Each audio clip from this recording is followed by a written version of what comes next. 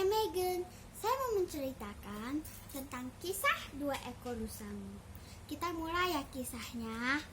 Kisahnya terjadi satu bodhisatwa terakhir sebagai seekor rusa jantan dan menjadi pemimpin dari kawanan rusa yang berjumlah 1000 ekor. Ia memiliki dua anak. Yang pertama bernama Lakana yang berarti keistimewaan, dan satu lagi Kala yang berarti kegelapan. Setelah tua, ia menetapkan 500 ekor rusa di bawah perlindungan masing-masing anaknya.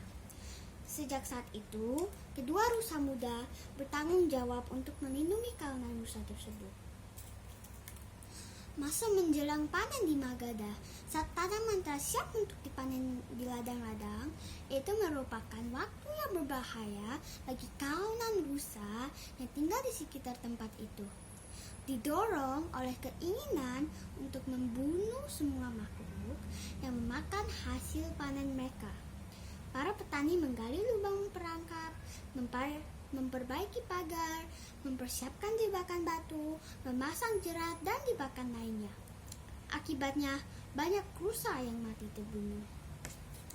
Saat bodhisatwa menandai musim panen telah tiba, ia memanggil kedua putranya dan berkata, "Anak-anakku, ini adalah saat di mana tanaman telah siap untuk dipanen di ladang-ladang.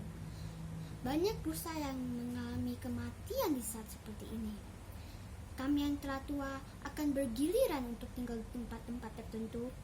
Kalian bawa semua rusa yang ada untuk berlindung di pegunungan dalam hutan itu dan kembali setelah masa panen berakhir." "Baiklah," jawab kedua anaknya, dan segera berangkat bersama kawanan rusa mereka. Sementara ayah mereka menunggu di tempat tersebut. Manusia yang tinggal di sekitar tempat itu mengetahui dengan baik bahwa saat-saat seperti ini karena rusa akan pergi ke pegunungan dan kembali setelah masa panen selesai. Mereka menunggu sambil berbaring di tempat-tempat yang tersembunyi di sepanjang jalur itu, menembaki dan membunuh rusa-rusa itu. Si bodoh Kala tidak memperhitungkan kapan waktu yang tepat untuk melakukan perjalanan dan kapan waktu untuk berhenti, memaksa rusa-rusa yang ada di bawah perlindungannya untuk berjalan terus tanpa berhenti. Saat mendekati pembatasan desa, para petani menyerang dan menghabisi sejumlah rusa yang dipimpinnya. Kebodohan menyebabkan semua bencana itu. Hanya sedikit kawanan rusa yang selamat saat ia tiba di dalam hutan. Sementara Lakana sangat bijaksana, cerdik, dan banyak akal. Ia tidak pernah berada terlalu dekat dengan batas desa. Ia tidak pernah berjalan di siang hari, bahkan saat pagi maupun malam. Ia hanya melakukan perjalanan di tengah malam, sehingga ia berhasil mencapai hutan itu tanpa kehilangan seekor rusa pun.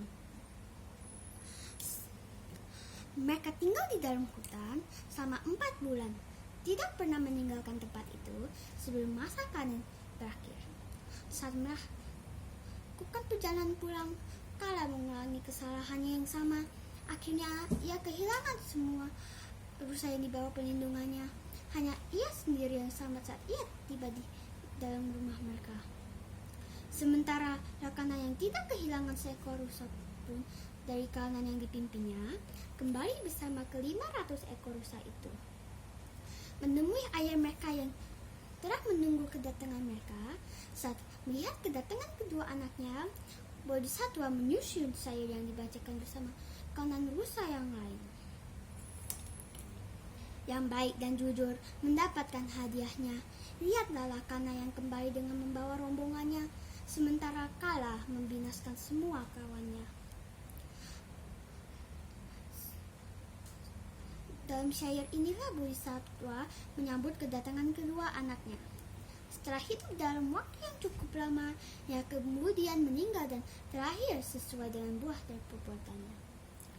Moral dalam cerita ini adalah yang bijaksana dan berakal banyak akan berhasil, sedangkan yang tidak bijaksana dan tidak berakal panjang akan gagal.